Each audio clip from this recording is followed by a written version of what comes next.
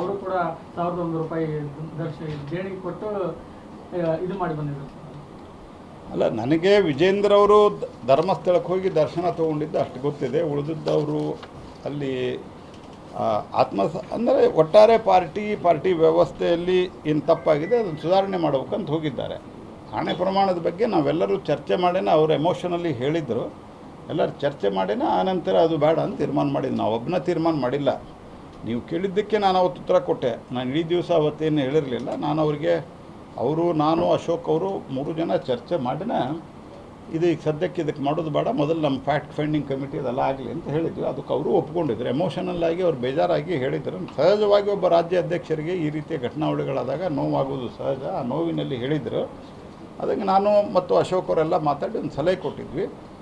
ಅದನ್ನು ಪಬ್ಲಿಕ್ಕಾಗಿ ನಾನು ಹೇಳಿದ್ದೆ. ಅದನ್ನು ಅವರು ಸ್ವೀಕಾರ ಮಾಡಿದ್ದಾರೆ. ನಮ್ಮ ರಾಷ್ಟ್ರೀಯ ಅಧ್ಯಕ್ಷರಿಗೂ ಭೇಟಿಯಾದಾಗ ಬಹುತೇಕ ಇದು ಚರ್ಚೆ ಆಗಿದೆ. ನನಗೆ ಗೊತ್ತಿಲ್ಲ ಏನು ಚರ್ಚೆ ಆಗಿದೆ ಅಂತ. ಚರ್ಚೆ ಆಗಿದೆ.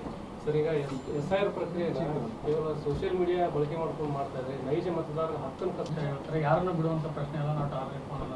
ಕಾಂಗ್ರೆಸ್ ಅವರು ನಾವು ದೇಣಿಗೆ ಕೊಟ್ಟಿದ್ದು ನಾವು ಲೆಕ್ಕ ಹಾಕ್ತಾರೆ, BJP ಅವ್ರು ಯಾಕೆ ಮಾತಾಡ್ತಾ ಇಲ್ಲ ಅಂತ ಕೇಳ್ತಾರೆ. ಮೊದಲೇದಾಗಿ ಈಗಾಗಲೇ ಅದಕ್ಕೆ ಯೋಗಿ ಆದಿತ್ಯನಾಥ್ ಅವರು ಏನು ಹೇಳಿದ್ದಾರೆ.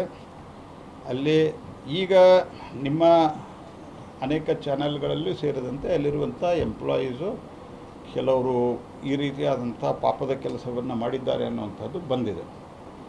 ಅವರನ್ನು ತಕ್ಷಣ ಹಿಡಿದು ಈಗಾಗಲೇ SIT ಮಾಡಿ ಅವರನ್ನು ಅರೆಸ್ಟ್ ಮಾಡಿ ಇತ್ಯಾದಿ ಎಲ್ಲ ಕೆಲಸ ಮಾಡಿದ್ದಾರೆ. ಆದರೆ ಕಾಂಗ್ರೆಸ್ ಪಾರ್ಟಿಯವರು ಇವತ್ತು ರಾಮನ ಬಗ್ಗೆ ಮಾತನಾಡ್ತಾ ಇದ್ದಾರೆ. ಸಂತೋಷ, ಅಷ್ಟಾದರೂ ಬುದ್ಧಿ ಬಂದಿದೆ. ಆದರೆ ರಾಮನ ಅಸ್ತಿತ್ವವನ್ನೇ ಅಲ್ಲಗಳೆದಂಥ ಒಂದು ಪಾರ್ಟಿ ಕಾಂಗ್ರೆಸ್ ಪಾರ್ಟಿ. ರಾಮ ಇಲ್ಲವೇ ಇಲ್ಲ, ರಾಮ ಸೇತು ಇಲ್ಲ, ಈ ರೀತಿಯೆಲ್ಲ ಅಫಿಡೇವಿಟ್ ಹಾಕಿದ್ದಾರೆ. I am not telling. Congress party ಎಲ್ಲೋ ಪತ್ರಿಕೆಯಲ್ಲಿ ಯಾವುದೋ ಒಬ್ಬ ಲೀಡರು ಸ್ಟೇಟ್ಮೆಂಟ್ ಕೊಟ್ಟದ್ದು ಹೇಳ್ತಲ್ಲ. They have filed an application in the Supreme Court affidavit, sworn affidavit of the then government. Rama ಒಂದು ಕಾಲ್ಪನಿಕ ವ್ಯಕ್ತಿ ಅಂತ ಹೇಳಿದಂಥವರು ಇವತ್ತು ರಾಮನ ಬಗ್ಗೆ ಭಾಳ ಮಾತನಾಡ್ತಾ ಇದ್ದಾರೆ. ಮತ್ತು ಇವರ ಕಾಲದಲ್ಲಿ ಕಾಂಗ್ರೆಸ್ ಪಾರ್ಟಿ ಕನಿಷ್ಠ ಒಂದು 10-20 ವರ್ಷ ಭ್ರಷ್ಟಾಚಾರ ಅಥವಾ ಈ ಥರದ ವಿಷಯದ ಬಗ್ಗೆ ಭಾಳ ಜಾಸ್ತಿ ಮಾತನಾಡಿದಿರೋದು ಒಳ್ಳೆಯದು. ಯಾಕಂದ್ರೆ ಅವ್ರ ಕಾಲದೊಳಗೆ 12 ಲಕ್ಷ ಕೋಟಿ ರೂಪಾಯಿ ಭ್ರಷ್ಟಾಚಾರ ಆಗಿದೆ ಅಂತನ್ನೋದು ಪಾರ್ಲಿಮೆಂಟ್ನಲ್ಲಿ ಓಪನ್ ಆಗಿ ಚರ್ಚೆ ಆದ ನಂತರ ಸಹಿತ ಅವರು ಡಿನೈ ಮಾಡಿಲ್ಲ.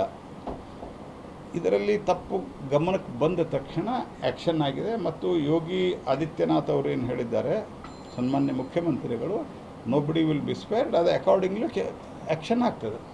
ನಿರ್ಭೀತ, ನಿಷ್ಪಕ್ಷಪಾತ, ವಿಶ್ವಾಸಾರ್ಹ ಸುದ್ದಿಗಳಿಗೆ ಮತ್ತೊಂದು ಹೆಸರಾಗಿರುವ ನ್ಯೂಸ್ 18 ಕನ್ನಡ ಈಗ ಆಪ್ನಲ್ಲೂ ಲಭ್ಯವಿದೆ. ದಯವಿಟ್ಟು ಇಲ್ಲಿರುವ QR ಕೋಡ್ ಅನ್ನು ಸ್ಕ್ಯಾನ್ ಮಾಡಿಕೊಂಡು ಆಪ್ ಡೌನ್ಲೋಡ್ ಮಾಡೋದಕ್ಕೆ ಮರಿಬೇಡಿ. ನಿಮ್ಮ ಬೆಂಬಲ ಹೀಗೆ ಸದಾ ನಮ್ಮೊಂದಿಗಿರಲಿ. ಧನ್ಯವಾದ.